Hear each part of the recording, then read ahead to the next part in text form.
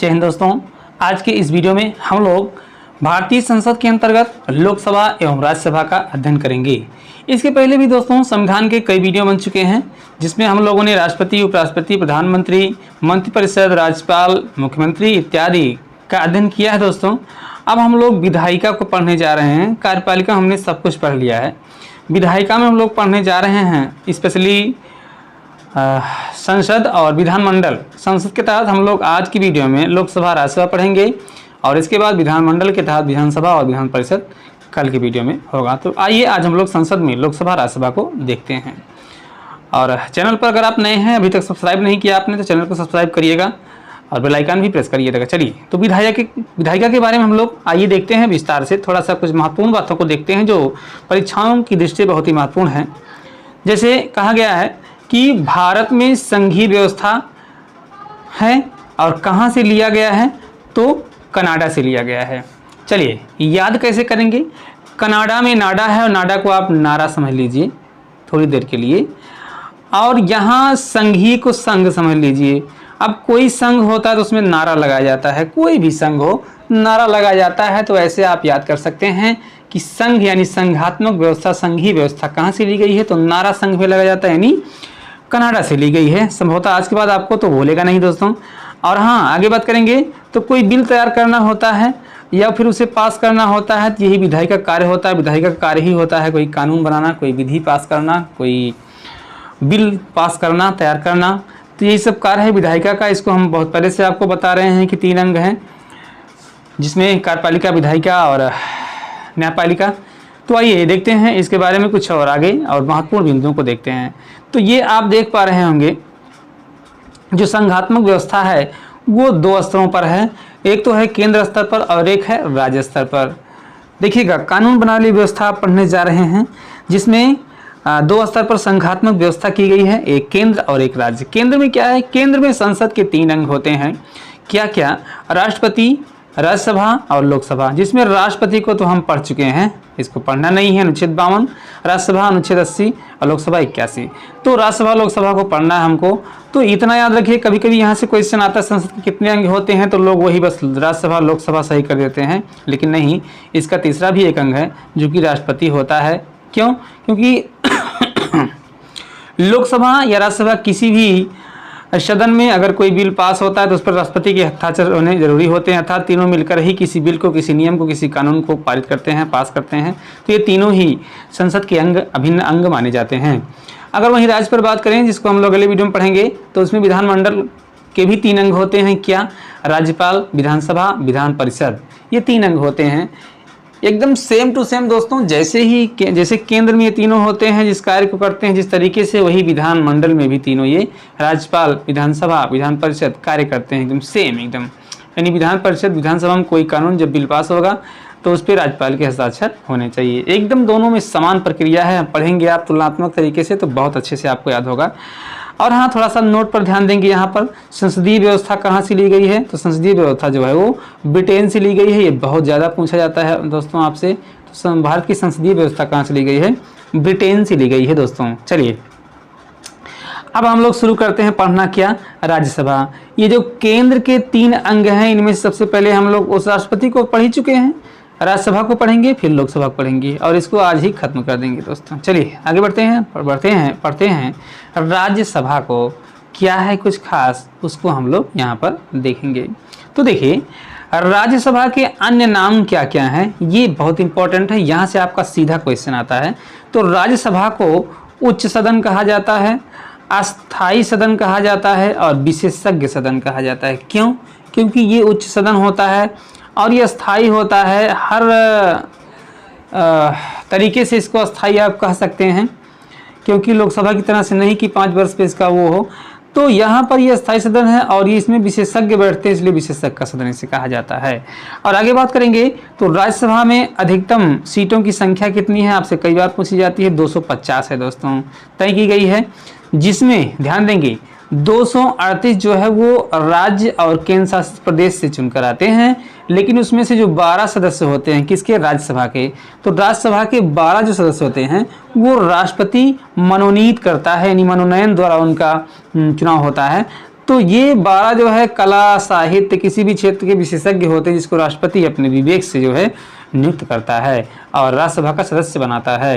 तो 238 जो है राज्य केंद्र शासित प्रदेश से आते हैं, लेकिन 12 राष्ट्रपति जो है वो नियुक्त करता है। यहाँ से क्वेश्चन बार बार आता है कि राज्यसभा में कितने सदस्यों को राष्ट्रपति द्वारा मनोनीत किया जाता है, तो वो 12 होंगे दोस्तों, याद रखिएगा इसको।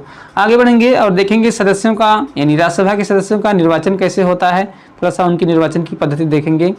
तो यहाँ पर विदित हो कि राज्य और केंद्र शासित प्रदेशों से जो सदस्य चुनकर आते हैं उनका चुनाव जो है वो अप्रत्यक्ष चुनाव पद्धति हो जाती है, यानी इनको डायरेक्ट जनता नहीं चुनती है दोस्तों, जनता द्वारा चुने हुए प्रतिनिधि इनको चुनते हैं। किसको? राज्यसभा के सदस्यों को। और हाँ, जो 12 सदस्य होते हैं उनका चुनाव मनोनयन द्वारा होता है, इसको आपको हम पहले बता चुके हैं। नोट देखेंगे, राज्यों के विधानसभा सदस्यों द्वारा अप्रत्यक्ष मतदान होता है। जी हाँ, राज्य की जो विधानसभा होती है जिसको हम लोग यानी जनता प्रत्यक्ष रूप से चुनते हैं, वही लोग वोट देते हैं या फिर चुनते हैं किसको? राज्यसभा सदस्य को। अब देखेंगे राज्यसभा के सीटों का आवंटन जो है वो जनसंख्या के आधार पर होता है, यानी जिस राज्य की जनसंख्या जितनी ज़्यादा होगी उस राज्य की सीटें ही उतनी ज़्यादा होंगी। लेकिन ये जो है यहाँ पर एक बात आपको ध्यान देना है कि सर्वाधिक सीट जो है वो उत्तर प्रदेश को मिला है, क्योंकि इसकी जनसंख्या अधिक थी। कब? ध्यान दीजिएगा, 1971 की जनगणना के आधार पर, 1971 के जनगणना के आधार पर ही ये सीट आवंटित हुआ है और तब से इसमें बदलाव नहीं हुआ है और 2026 तक इसमें बदलाव होगा भी नहीं दोस्तों। तो याद रखिएगा, ये अगर मान लीजिए अभी वर्तमान में जनगणना को लिया जाए तो हो सकता है कुछ सीटें इधर उधर हो जाएं, लेकिन ये 1971 का ही बेस बनाया गया है, उसी को आधार मानकर जो है सीटों का आवंटन किया गया है। आगे देखेंगे जरा सा, राज्यसभा का सदस्य बनने के लिए योग्यता क्या होनी चाहिए। यहाँ से आपका सीधा क्वेश्चन आता है दोस्तों, जरा सा ध्यान दीजिएगा थोड़ा सा। क्या कि वह भारत का नागरिक हो, यानी जो राज्यसभा सदस्य बनना चाहता है कम से कम वह भारत का नागरिक होना चाहिए। और ये आपका बहुत ही मोस्ट इम्पॉर्टेंट दूसरा वाला फैक्ट है। देखिए इसमें कहा गया है वह 30 वर्ष की आयु जो है वो पूरी कर चुका हो। जी हाँ, यहीं से आपका क्वेश्चन आता है, राज्यसभा सदस्य बनने के लिए न्यूनतम आयु कितनी होनी चाहिए, तो कितनी? 30 वर्ष दोस्तों। अच्छा, वो किसी लाभ के पद पर ना हो तो सामान्य है सबके लिए, और मानसिक रूप से स्वस्थ हो यानी दिवालिया पागल ना हो, ये भी सबके लिए है दोस्तों। चलिए अब बढ़ेंगे कार्यकाल। कार्यकाल में क्या होता है इनके, तो ध्यान रखिएगा, राज्यसभा सदस्य का कार्यकाल जो है वो 6 वर्षों का होता है। थोड़ा सा सावधान, क्योंकि अक्सर आप हमेशा हर जगह 5-5 वर्ष पढ़ते चले आए हैं, इसका भी 5 लगा देते हैं, लेकिन ध्यान दीजिएगा राज्यसभा सदस्यों के कार्यकाल जो है वो 6 वर्षों का होता है। अच्छा, और क्या होता है, सदस्यों का चुनाव जो है प्रति 2 वर्ष पर 1/3 सदस्य जो है अवकाश ग्रहण करते हैं, और उन्हीं 1/3 सदस्यों का चुनाव प्रति 2 वर्ष पर होता है। जी हाँ, ये क्वेश्चन आपका पूछा गया है। तो प्रति 2 वर्ष पर जो है राज्यसभा सदस्यों का चुनाव होता है, कितने? 1/3। तो इसको याद रखिएगा दोस्तों। लेकिन यहाँ पर एक फैक्ट आता है हमारे सामने, लेकिन यदि बीच में किसी की मृत्यु हो जाती है या किसी कारणवश वो ऐसा कुछ हो जाता है तो पुनः निर्वाचन वो कराया जा सकता है दोस्तों।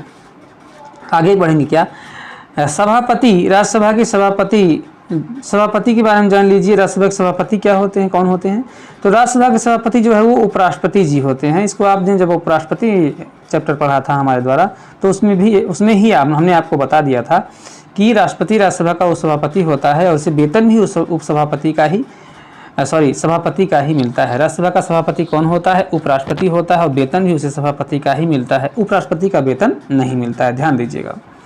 आगे अब बात करेंगे उपसभापति की। तो ये राज्यसभा सदस्यों में से ही किसी एक का चुनाव कर दिया जाता है, उसी को उपसभापति बना दिया जाता है दोस्तों। हाँ, जरा सा ये आप देखेंगे 2-3 लाइन, ये आपको काफ़ी मदद करेगा। यहाँ जो है 3 अंग है, राष्ट्रपति है, राज्यसभा, लोकसभा है, ये संसद के 3 अंग यहाँ पर हैं। तो आयु देख लीजिए कितने बढ़िया तरीके से आता है इसका। लोकसभा 25 वर्ष, 5 प्लस करिए, राज्यसभा 35 वर्ष, फिर 5 प्लस करिए, राष्ट्रपति का 35 वर्ष। तो ये आयु आप याद कर सकते हैं। न्यूनतम आयु राष्ट्रपति की 35 वर्ष होनी चाहिए, राज्यसभा के सदस्यों की 30 वर्ष और लोकसभा सदस्यों की 25 वर्ष होनी चाहिए। तो 5 घटाते हुए लिख दीजिए, आपको याद हो जाएगा। वहीं पर कार्यकाल की बात करें तो राष्ट्रपति का कार्यकाल 5 वर्ष का होता है, राज्यसभा के सदस्य का कार्यकाल 6 वर्ष का होता है, लोकसभा सदस्य का कार्यकाल 5 वर्ष का होता है। लेकिन हाँ, यहाँ राज्यसभा के सदस्य का केवल कार्यकाल 6 वर्ष होता है, बाकी सबका 5 होता है। संभवतः आपके मस्तिष्क में सभी ज्ञान आराम से जगह अपना बना रहे होंगे। तो देखिए वर्तमान में देख लेते हैं कौन क्या है, ये भी मोस्ट इम्पॉर्टेंट है आपका। और याद रखें ये अप्रैल में आपका वीडियो बन रहा है, अप्रैल 2021 में दोस्तों। तो पता चले कोई 2 साल बाद देखे तो ये बदल सकते हैं, वर्तमान की बात हो रही है दोस्तों। चलिए तो वर्तमान में देखते हैं थोड़ा सा राज्यसभा के संबंध में कौन क्या हैं। तो यहाँ पर हम ध्यान देंगे, सॉरी दोस्तों, तो यहाँ पर हम लोग अगर ध्यान देंगे तो कुछ बहुत ही इम्पोर्टेंट पॉइंट हैं। क्या राष्ट्रपति कौन है वर्तमान में? तो राष्ट्रपति श्री रामनाथ कोविंद हैं। कौथे हैं? तो 14वें हैं। ठीक। उपराष्ट्रपति या फिर राज्यसभा के सभापति कौन है? उपराष्ट्रपति ही राज्यसभा के सभापति होते हैं। तो श्री एम वेंकैया नायडू जी हैं, ये 13वें हैं। ध्यान रखिएगा, राष्ट्रपति 14वें हैं लेकिन उपराष्ट्रपति 13वें हैं। रामनाथ कोविंद जी राष्ट्रपति हैं जबकि वेंकैया नायडू सभापति हैं या फिर उपराष्ट्रपति हैं। राज्यसभा के उपसभापति नाम याद रखिए, श्री हरिवंश नारायण सिंह। जी हाँ, राज्यसभा के उपसभापति यानी राज्यसभा के एक सदस्य ही होंगे, इन्हीं को चुना गया होगा, तो वो हैं श्री हरिवंश नारायण सिंह। अच्छा, नेता सत्ता पक्ष, राज्यसभा के नेता सत्ता पक्ष के राज्यसभा के नेता कौन है? तो थावर चंद गहलोत जी हैं। लेकिन नेता विपक्ष, राज्यसभा के विपक्ष नेता कौन है? गुलाम नबी आज़ाद है। विपक्ष नेता कौन होते हैं दोस्तों? तो विपक्षी में जो सबसे ज़्यादा जिसको मत मिलता है वही विपक्ष का नेता बनता है। महासचिव राज्यसभा का कौन है? तो स्वदेश दीपक वर्मा जी हैं। यहाँ सा लिखना भूल गए हैं, तो ये महासचिव जी हैं राज्यसभा के। तो ये सभी वर्तमान में हैं, इनका आप स्क्रीनशॉट ले लीजिएगा और इनको 2-4 बार पढ़िएगा, याद कर लीजिएगा। एक बार पुनः सुनिए। राष्ट्रपति 14वें श्री रामनाथ कोविंद, उपराष्ट्रपति या राज्यसभा सभापति 13वें श्री एम वेंकैया नायडू, राज्यसभा के उपसभापति श्री हरिवंश नारायण सिंह, नेता सत्ता पक्ष राज्यसभा के थावर चंद गहलोत, नेता विपक्ष राज्यसभा के गुलाम नबी आज़ाद और महासचिव राज्यसभा के स्वदेश दीपक। चलिए आगे बढ़ते हैं और अब हम लोग देखेंगे राज्यसभा के बाद लोकसभा को। दोस्तों हमने मेन पॉइंट आपके लिए उठाया है जहां से क्वेश्चन आता है।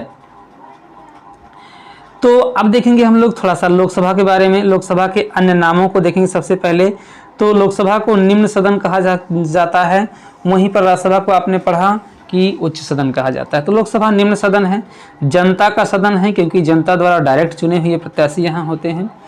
अस्थायी सदन है क्योंकि 5 वर्ष के लिए होते हैं। लोकप्रिय सदन है क्योंकि लोगों द्वारा ही चुने हुए सदस्य यहाँ होते हैं। तो 4 नाम याद रखिएगा, निम्न सदन, जनता का सदन, अस्थायी सदन, लोकप्रिय सदन। चलिए, सर्वाधिक सीटों की संख्या जो है कितनी हो सकती है लोकसभा में? राज्यसभा में आपने पढ़ा था, तो अब लोकसभा में जान लीजिए। 550 और 2 यानी 550 राज्यों से, केंद्रशासित प्रदेशों से और 2 राष्ट्रपति द्वारा मनोनीत होते हैं एंग्लो इंडियन। तो 252 कुल अधिकतम सीट हो सकती है। वहीं पर ध्यान देंगे थोड़ा सा राज्यसभा में, तो राज्यसभा में सीटों अधिकतम सीटों की संख्या कितनी होती है? तो आपने अभी अभी पढ़ा दोस्तों 250। जी हाँ, 250, 250 यहाँ 552। चलिए, तो 550 जनता द्वारा और 2 का मनोनयन होता है राष्ट्रपति जी के द्वारा, ये आपको हम बता चुके हैं। आगे देखेंगे लोकसभा के सदस्यों का चयन कैसे होता है दोस्तों। तो लोकसभा के सदस्यों का चयन जो है वो प्रत्यक्ष रूप से जनता अपने मतों द्वारा करती है, यानी वोट पड़ता है और हम लोग ही चुनते हैं किसको? लोकसभा के सदस्यों को। अच्छा, यहाँ थोड़ा सा यहाँ मिस्टेक हुआ है दोस्तों, माफ़ कीजिएगा।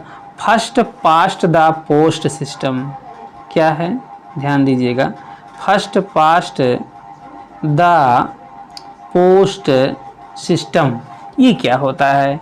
तो ये जो है लोकसभा के सदस्यों के लिए ही ऐसा बोला जाता है क्योंकि इसमें ऐसा होता है जिसको सबसे अधिक वोट मिलता है बस वही डायरेक्ट प्रत्याशी वो जीता हुआ माना जाता है और लोकसभा सदस्य बन जाता है। ऐसा नहीं 2/3 बहुमत प्राप्त हो, 1 हो, ऐसा कुछ है ही नहीं। यानी फर्स्ट पास्ट, पहला स्थान लाओ और पोस्ट यानी पद पे आ जाओ। तो ये इसलिए लोकसभा में ही फर्स्ट पास्ट द पोस्ट शब्दावली का इस्तेमाल होता है। जो पहले स्थान पे आ गया, जो ज़्यादा वोट पा गया वो जीत गया। चलिए अब देखेंगे थोड़ा सा योग्यताओं के बारे में। यहाँ से क्वेश्चन डायरेक्ट आता है। आपने राज्यसभा की योग्यताएं पढ़ा, राज्यसभा के सदस्यों की, अब लोकसभा के सदस्यों की योग्यता पढ़िए दोस्तों। तो वह भारत का नागरिक हो, सामान्य सी बात है। लेकिन यहाँ आप ध्यान दीजिएगा, जहाँ पर राज्यसभा का सदस्य बनने की न्यूनतम आयु 30 वर्ष थी, वहीं पर लोकसभा के सदस्य बनने की न्यूनतम आयु जो है 25 वर्ष होना चाहिए दोस्तों। क्या 25 वर्ष की आयु प्राप्त कर चुका हो। अच्छा, किसी लाभ के पद पर ना हो और मानसिक रूप से स्वस्थ हो, तो सब भी सामान्य है। ये एक आपको ध्यान देना है कि न्यूनतम आयु कितनी है, 25 वर्ष है दोस्तों। तो राज्यसभा राष्ट्रपति की 35 वर्ष, राज्यसभा सदस्य की 30 वर्ष और लोकसभा सदस्य की 35 वर्ष, आपने देखा। अब बात करेंगे हम लोग किसके बारे में, तो लोकसभा के सदस्यों के कार्यकाल के बारे में दोस्तों। तो इनका कार्यकाल 5 वर्ष का होता है। कितना? 5 वर्ष का कार्यकाल होता है। और बहुमत होने पर पहले भी विघटन किया जा सकता है राष्ट्रपति द्वारा। अनुच्छेद 85 के तहत प्रधानमंत्री के कहने पर लोकसभा का विघटन जो है राष्ट्रपति कर सकता है। नोट एक बार देखेंगे बहुत ध्यान से, किसी प्रकार का आपातकाल लगने पर लोकसभा का कार्यकाल 1 वर्ष के लिए, यही आपसे पूछा जाता है क्वेश्चन में, आपातकाल होने की दशा में लोकसभा का कार्यकाल कितने दिनों के लिए बढ़ाया जा सकता है, तो 1 वर्ष के लिए बढ़ाया जा सकता है। हाँ, ये दूसरी बात है, अगर ज़रूरत पड़ी तो फिर 1 वर्ष बढ़ा दिया जाएगा और ज़रूरत पड़ी तो फिर 1 वर्ष बढ़ा दिया जाएगा, यानी 1-1 वर्ष करके जितना भी चाहें बढ़ा सकते हैं। तो ये बात आपको ध्यान में रखनी होगी कि 1 वर्ष के लिए आपातकालीन अवस्था में लोकसभा का कार्यकाल बढ़ाया जा सकता है। नोट दूसरा देखेंगे, 42वें संविधान संशोधन 1976 ईस्वी में लोकसभा कार्यकाल जो है वो 6 वर्ष कर दिया गया था। जी हाँ, इसमें इंदिरा गांधी जी की सरकार थी और 42वां संविधान संशोधन था 1976 ईस्वी में, और इसमें जो है लोकसभा का कार्यकाल जो है वो 5 वर्ष से बढ़ा करके राज्यसभा कितना ही कर दिया गया था, यानी 6 वर्ष कर दिया गया था। लेकिन पुनः 44वां संविधान संशोधन 1978 में 2 साल बाद। अब देखिए यहाँ पर भी एक आपको सोचना है, 42 में 2 प्लस करेंगे 44 हो जाएगा, और यहाँ 1976 में 2 प्लस करेंगे तो 1978 हो जाएगा। एकदम बहुत ही आसान है याद करना। तो 44वें संविधान संशोधन 1978 ईस्वी में 5 वर्ष फिर कर दिया गया दोस्तों, तो वही 5 वर्ष है अभी भी। और ये 5 वर्ष जब हुआ था तो मोरारजी देसाई जी की सरकार थी, यानी इंदिरा गांधी की सरकार ने 6 वर्ष किया, फिर पुनः मोरारजी देसाई की सरकार ने 5 वर्ष कर दिया। चलिए अब थोड़ा सा आगे बढ़ेंगे और देखेंगे कुछ और पॉइंट को दोस्तों। एक एक पॉइंट आपके लिए जरूरी है, हर एक पॉइंट। तो लोकसभा के अध्यक्ष एवं उपाध्यक्ष लोकसभा सदस्यों में से ही चुने जाते हैं। आप जैसे राज्यसभा में आपने पढ़ा था कि राज्यसभा का जो है सभापति कौन होता है, तो उपराष्ट्रपति हो जाते हैं, लेकिन यहाँ कोई दूसरा नहीं होता है। लोकसभा का अध्यक्ष भी और लोकसभा का उपाध्यक्ष भी उसी लोकसभा के सदस्यों में से ही किसी को चुना जाता है दोस्तों। तो ये लोकसभा के सभी सदस्य ही चुनते हैं। अच्छा, यहाँ देखिए, अनुच्छेद 93 से अनुच्छेद 97 के बीच लोकसभा के अध्यक्ष एवं उपाध्यक्ष का वर्णन किया जाता है। ये अनुच्छेद याद रखिएगा, 93 से 97। और हाँ, लोकसभा अध्यक्ष की शक्तियों के बारे में बात करेंगे तो ये किसी विधेयक को धन विधेयक घोषित करता है, यही यानी पहले पास करता है, इसके बाद राज्यसभा में 14 दिन के लिए जाता है। आप ये सब भी जानेंगे। निर्णायक मत देने का अधिकार भी होता है लोकसभा अध्यक्ष को, जैसे सभापति को। अनुच्छेद 108 के तहत जो है संयुक्त अधिवेशन की अध्यक्षता करने की शक्ति भी होती है। तो ये सभी शक्तियां हैं लोकसभा अध्यक्ष की दोस्तों, सदस्य की नहीं, अध्यक्ष की। अच्छा हाँ, यहाँ एक बात और याद रखेंगे, क्या कि यदि लोकसभा अध्यक्ष, ध्यान दीजिए बहुत ध्यान से, यदि लोकसभा अध्यक्ष में से कोई ना रहे, यानी अध्यक्ष भी ना रहे और उपाध्यक्ष भी ना रहे, तो फिर क्या होगा, तो राष्ट्रपति जो है वो लोकसभा सदस्यों में से किसी एक को जो है अध्यक्ष चुन देता है और वो अध्यक्षता करने लगता है। त्यागपत्र की बात करें तो लोकसभा अध्यक्ष अपना त्यागपत्र उपाध्यक्ष को देता है और लोकसभा उपाध्यक्ष अपना त्यागपत्र अध्यक्ष को देता है। यानी आपस में जैसे राष्ट्रपति अपना त्यागपत्र उपराष्ट्रपति को, उपराष्ट्रपति अपना त्यागपत्र राष्ट्रपति को, वैसे ही यहाँ भी कुछ मामला है, लोकसभा अध्यक्ष उपाध्यक्ष को, उपाध्यक्ष लोकसभा अध्यक्ष को। अच्छा, हटाने की प्रक्रिया क्या होती है, तो लोकसभा के सभी सदस्य प्रस्ताव पारित करते हैं और तभी जो है अध्यक्ष जी को, यानी लोकसभा अध्यक्ष को हटाया जा सकता है। लोकसभा में सीटों का आरक्षण जो है दिया गया है अनुच्छेद 330 के तहत, अनुच्छेद याद रखिएगा 330 के साथ, जो कि अनुसूचित जाति के लिए 84 और अनुसूचित जनजाति के लिए 47 सीटें आरक्षित रखी जाएंगी। ये तो आरक्षण संबंधी है, 84 SC के लिए और 84 SC के लिए और 47 ST के लिए दोस्तों। आगे एक और नोट देखेंगे आप, मंत्रिपरिषद लोकसभा के प्रति उत्तरदायी होती है। बहुत ही इंपॉर्टेंट ये पॉइंट है, यहाँ से क्वेश्चन आपका पूछा जाता है। मंत्रिपरिषद किसके प्रति उत्तरदायी होती है, तो लोकसभा के प्रति ही होती है, क्योंकि लोकसभा जनता का लोकप्रिय सदन है, इसलिए जो है लोकसभा के प्रति उत्तरदायी होती है कौन, मंत्रिपरिषद।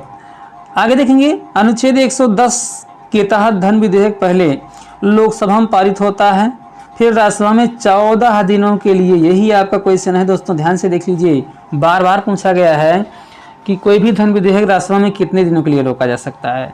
तो ध्यान दीजिएगा 14 दिनों के लिए भेजा जाता है ये। और हाँ, यदि 14 दिन के अंदर राज्यसभा उसको पारित करती है तो ठीक है, पास होगा।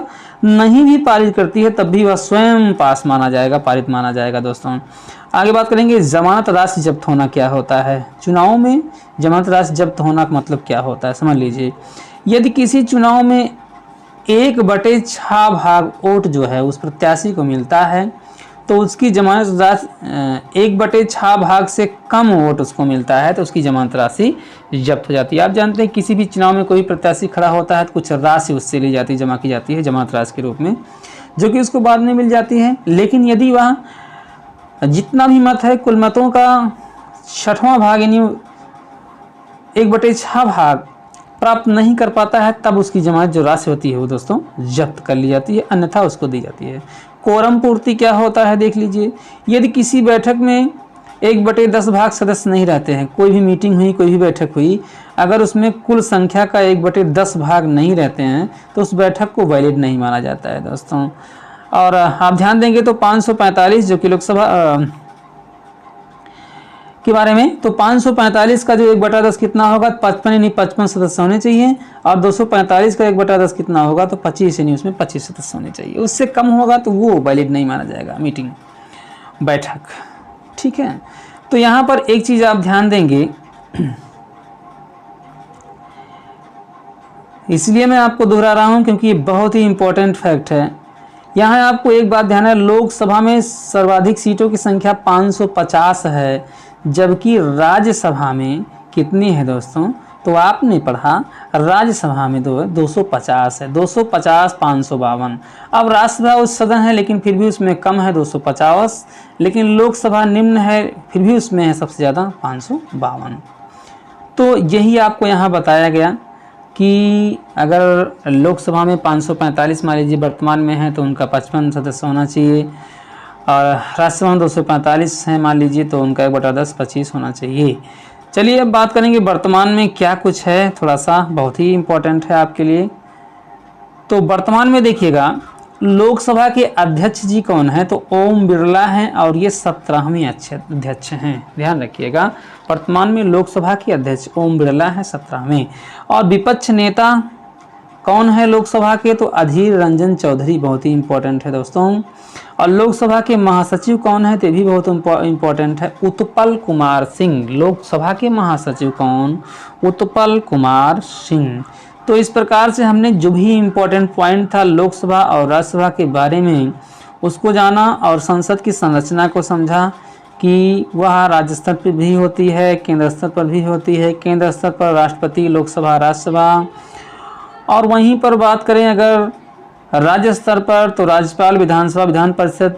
तो ये विधानसभा, विधान परिषद हम लोग जो है वो कल पढ़ेंगे। आज हमने जो है ये पढ़ लिया, क्या, लोकसभा, राज्यसभा, राष्ट्रपति को पहले ही पढ़ा था, यानी ये वाला पोर्शन हमारा कंप्लीट हो गया। आइए एक बार फिर हम आपको वही चीज़ दिखाते हैं। तो ये हम लोग संविधान का अध्ययन कर रहे हैं, इस थोड़ी सी कुछ ग्राफ के टाइप से हमने समझाने की कोशिश किया आपको। तो कार्यपालिका में सबसे पहले हमने इन सब का अध्ययन कर लिया। अब सरकार के 3 अंग है, कार्यपालिका, विधायिका, न्यायपालिका। तो कार्यपालिका का अध्ययन कर लिया। अभी हम विधायिका का अध्ययन कर रहे हैं जिसमें केंद्र में ये लोकसभा, राज्यसभा का अध्ययन कर लिया। आगे राज्य में विधानसभा का अध्ययन करेंगे, विधानसभा, विधान परिषद का। तो ये हमारा विधायिका समाप्त हो जाएगा। और जो है आगे फिर बढ़ेंगे तो हम लोग थोड़ा सा देखेंगे न्यायपालिका के बारे में, हाई कोर्ट, सुप्रीम कोर्ट इत्यादि। तो इस तरह हम लोग जो है दोस्तों अध्ययन करते हुए चले जाएंगे। बस ध्यान से आप वीडियो को 1 से 2 बार देखिएगा।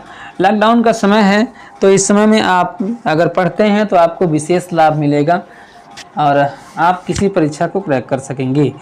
तो मैं बाल मुकुंद आज आपको समझाने की कोशिश किया कि राज्यसभा क्या होता है, लोकसभा क्या होती है। और वीडियो अच्छा लगा हो लाइक करिएगा और चैनल को सब्सक्राइब करिएगा दोस्तों। मिलते हैं अगले एक नए वीडियो में, तब तक के लिए जय हिंद, आपका दिन शुभ हो।